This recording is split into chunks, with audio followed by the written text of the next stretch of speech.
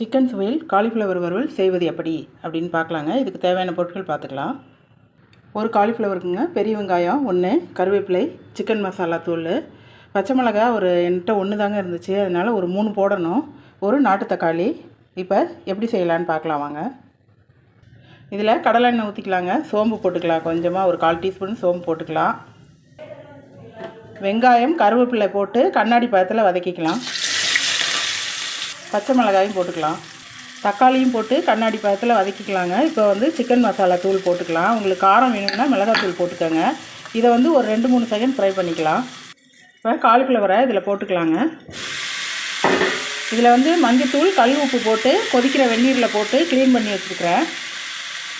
இதை வதக்கக்கூடாதுங்க, வதக்குனிங்கன்னா உங்களுக்கு ஹார்டாக இருக்கும், அதனால் அப்படியே போட்டு தண்ணி ஊற்றிடலாம். இது மூழ்கிற அளவுக்கு கொஞ்சம் தண்ணி ஊற்றிடலாம். இப்போ 1 டீஸ்பூன் தனி மிளகாய் தூள் போட்டுக்கலாங்க. ஏன்னா கொஞ்சம் பச்சை மிளகாய் கம்மியாக இருந்தது, அதனால் காலிஃப்ளவருக்கு தேவையான அளவு கல் உப்பு சேர்த்துக்கலாம். இந்த அளவு போட்டுக்கலாங்க. இந்த மிளகாய் தூள் போட்டிங்கன்னா கொஞ்சம் கலர்ஃபுல்லாக சிக்கன் மாதிரி இருக்கும். இதை மூடி வச்சு தண்ணி வற்றி வர்ற வரைக்கும் பார்க்கலாங்க. அப்புறம் பார்க்கலாம். தண்ணி வற்றி வந்துருச்சுங்க. ஒரே சாப்பிட்டு பார்த்தா பயங்கர காரசாரமாக சூப்பராக இருந்துச்சுங்க. நீங்களும் இதே மாதிரி செஞ்சு பாருங்கள். இந்த வீடியோ பிடிச்சிருந்தால் லைக் பண்ணுங்கள், ஷேர் பண்ணுங்கள், கமெண்ட் பண்ணுங்கள், சப்ஸ்கிரைப் பண்ணுங்கள். தேங்க்யூ.